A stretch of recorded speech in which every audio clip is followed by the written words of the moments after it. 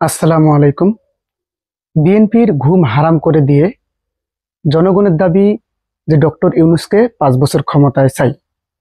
এখন সেই জনগণের দাবির সঙ্গে একমত হয়ে ডক্টর ইউনূসকে 5 বছর ক্ষমতায় রাখার জন্য স্বরাষ্ট্র উপদেষ্টা নিজেও জনগণের সঙ্গে একমত হয়েছেন। আপনারা অবগত আছেন, স্বরাষ্ট্র উপদেষ্টা বলেছেন এখন জনগণের দাবি ডক্টর ইউনূস 5 বছর ক্ষমতায় থাকুক। এটা কিন্তু তিনি শুধু জনগণের দাবি থেকেই বলেন নাই। তার মানে এই কথাটা বলার পেছনে কাহিনী হচ্ছে উনিও ডক্টর ইউনূসকে 5 বছর ক্ষমতায় চায়। এখন জনগণও যেহেতু ডক্টর ইউনূসকে 5 বছর ক্ষমতায় চাচ্ছে, সেহেতু স্বরাষ্ট্র উপদেষ্টা উনিও বললেন যে ডক্টর ইউনূসকে 5 বছর ক্ষমতায় চায় জনগণ। মানে সরাসরি উনি বললেন না যে আমিও চাই, কিন্তু আসলে সবাই, মানে এখন বোঝা যাচ্ছে যে উপদেষ্টা কার্যালয়ে যত উপদেষ্টা আছে সবাই এবং বাংলাদেশের বেশিরভাগ জনগণ ডক্টর ইউনূসকে 5 বছর ক্ষমতায় চায়। শুধুমাত্র বিএনপি একাই নির্বাচন করে যাচ্ছে, যার বিরোধিতা করছে বাংলাদেশ জামাত ইসলামী এবং ইসলামী আন্দোলনও বলতেছেন আগে সংস্কার পরে নির্বাচন। তার মানে শুধু বিএনপি একাই নির্বাচন করে যাচ্ছে এবং এই নির্বাচন করে কিন্তু বিএনপি মহাসচিব মির্জা ফখরুল ইসলাম আলমগীর, ওনাকে কিন্তু আমরা বুঝতে পারছি আর কি, ওনাকে কিন্তু বিএনপি মহাসচিব থেকে বহিষ্কার করেছেন তারেক রহমান। কেননা মির্জা ফখরুল জনগণের রোষানলে পরিণত হয়েছিল কিছুদিন থেকে। এখন তিনি হয়তো গোপনে আছেন বা নীরবে অবস্থান করছেন বাসায়, কিন্তু বোঝা যাচ্ছে যে তেনাকে হয়তো বহিষ্কার করা হচ্ছে। এখন সালাউদ্দিন আহমেদ, বিএনপির জাতীয় স্থায়ী কমিটির সদস্য, ওনাকে লাগিয়ে দেওয়া হয়েছে নির্বাচনী রোডম্যাপ বলেন, ডক্টর ইউনূসের সঙ্গে কথা বলা বলেন, মানে সমস্ত কাজে এখন ওনাকে লাগিয়ে দেওয়া হয়েছে। কিন্তু এরই মধ্যে দেখেন ইসলামী আন্দোলন বাংলাদেশ কিন্তু স্পষ্ট ভাষায় বলে দিয়েছেন যে সংস্কারের আগে কখনো নির্বাচন হতে দেওয়া হবে না। তিনি ফয়জুল করিম চরমনাই, উনি স্পষ্ট ভাষায় বলে দিয়েছেন যে সংস্কার ছাড়া নির্বাচন করলে বিএনপি আওয়ামী লীগের রূপে আওয়ামী লীগের জায়গায় ফেরত যাবে। এখন দেখেন, এখন কিন্তু বিএনপির ঘুম হারাম হয়ে গেছে কোনোভাবেই।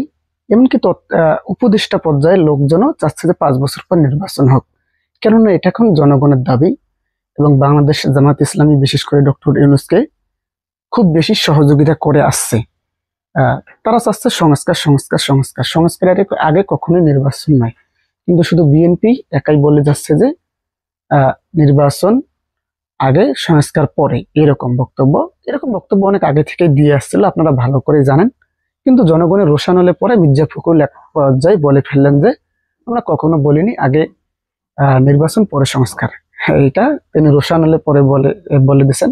কিন্তু পিনাকি ভট্টাচার্য, সাংবাদিক ইলিয়াস, ওনারা তাদের কর্মকাণ্ড বুঝতে পেরেছে এবং ওনাদেরকে ধোলাই দিয়েছেন, মির্জা আব্বাসকে সহ।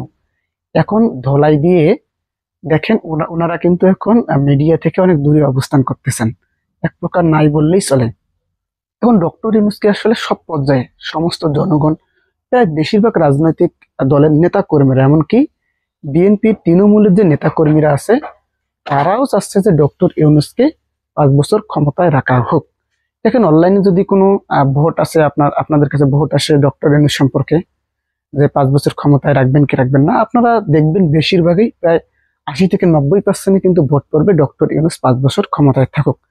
তো এই ইঙ্গিতেই কিন্তু স্বরাষ্ট্র উপদেষ্টা উনি সরাসরি না বললেও আকার ইঙ্গিতে বলে দিয়েছেন যে ডক্টর ইউনূসকে জনগণ চায় 5 বছর ক্ষমতায় রাখুক। কিন্তু তার মানে উনিও চাচ্ছেন এবং ওনারাও চাচ্ছেন, সরকারের ভেতরে যে লোক আছে তারাও চাচ্ছেন যে ডক্টর ইউনূস আসলে 5 বছর ক্ষমতায় থাকুক। আসলে ডক্টর ইউনূসের 5 বছর ক্ষমতায় থাকা বা না থাকা এটা তো আসলে বিষয় না।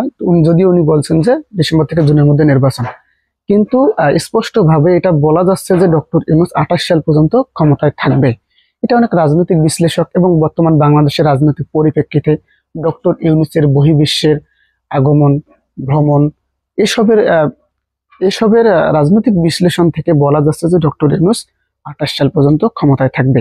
এখন আরেকটা কারণ হচ্ছে যদি আওয়ামী লীগ সরকার এখন থাকতো, তাহলে এখানে স্পষ্টতই বোঝা যাচ্ছে যে 28 সালে কিন্তু নির্বাচন হতো। সেই আকার আঙ্গিতে এবং রাজনৈতিক পরিবেশ থেকে বোঝা যাচ্ছে যে 28 সাল পর্যন্ত ডক্টর ইউনূস ক্ষমতায় থাকতে পারে। এখন জনগণের দাবি 5 বছর ক্ষমতায় রাখতে হবে, এবং বেশিরভাগ আহ, আমাদের ইসলামী বক্তাগুলো এবং বাংলাদেশ জামাত ইসলামী ওরা ওরা কিন্তু দেখেন সব জায়গায় চাচ্ছে, দাবি জানাচ্ছে যে ডক্টর ইউনূস 5 বছর ক্ষমতায় থাকুক। এতে করে দেখেন বিএনপির মধ্যে কিন্তু এখন একটা খারাপ অবস্থান বিরাজ করছে। বিএনপি এখন জনগণ থেকে বিচ্ছিন্ন হওয়ার পথে। যেখানে বিএনপির ভারপ্রাপ্ত চেয়ারম্যান, যাকে আগামী দিনের রাষ্ট্রনায়ক বলে বিএনপি, উনি যেখানে বক্তব্য দিয়েছেন যে যুদ্ধ এখনো শেষ হয়নি বন্ধু, যে আরো একটা যুদ্ধ হবে, মানে নির্বাচনের জন্য একটা যুদ্ধ হবে। দেখেন তারেক রহমান যেখানে এরকম কথা বলেছেন স্বয়ং ওনাদের ভেরিফাই পেজে, বিএনপির, বাংলাদেশ জাতীয়তাবাদী দল বিএনপির ভেরিফাই পেজে, ওইখানে দেখেন এই কথা বলার সঙ্গে সঙ্গে ওইখানে হাহারি একটে পড়ে গেছে, পুরো হাহারি একটে ভরে গেছে বিএনপির ওইখানে। তার মানে বোঝা যাচ্ছেন যে বিএনপির নেতা কর্মীরা আসলে চায় ডক্টর ইউনূস আরো 5 বছর ক্ষমতায় থাকুক। এটাই এখন সাধারণ জনগণ চায়, যেমন ঈদের নামাজে ডক্টর ইউনূসকে 5 বছরে ক্ষমতায় রাখার জন্য আহ্বান, এবং বহির্বিশ্ব থেকে যে প্রবাসীরা আছে তারাও চাচ্ছে ডক্টর ইউনূস 5 বছর ক্ষমতায় থাকুক। অবশেষে স্বরাষ্ট্র উপদেষ্টা এবং সরকারি কর্মকর্তা, ওনার কথা এটা স্পষ্ট হওয়া যাচ্ছে যে সরকারের সমস্ত কর্মচারী কর্মবিন্দু, উপদেষ্টা পর্যায়ে যত লোক আছে, এনসিপি তো জামাতে ইসলামী এগুলো তো চাচ্ছে, কিন্তু উপদেষ্টা পর্যায়ে যত লোক আছে তারাও চাচ্ছে যে ডক্টর ইউনূসকে আমরা 5 বছর ক্ষমতায় রাখবো, যেহেতু জনগণ রাখতে চায়, আমরা ডক্টর ইউনূসকে 5 বছর ক্ষমতায় রাখবো। এটাই ওনার বক্তব্যের বিশ্লেষণ। আসলে আপনারা কি চান? খুব তাড়াতাড়ি বিএনপির সঙ্গে তাল মিলিয়ে নির্বাচনের রোডম্যাপ নিয়ে নির্বাচন চাচ্ছেন, নাকি ডক্টর ইউনূসকে আরো 5 বছর আহ, পর নির্বাচন যাতে দেয় সেই ব্যবস্থা চাচ্ছেন? ডক্টর ইউনূসকে 5 বছর ক্ষমতায় চাচ্ছেন, কোনটা চাচ্ছেন? অবশ্যই আমাকে কমেন্ট করে জানাবেন, দেখবো কার ভোট বেশি পড়ে। ধন্যবাদ। আসসালামু আলাইকুম।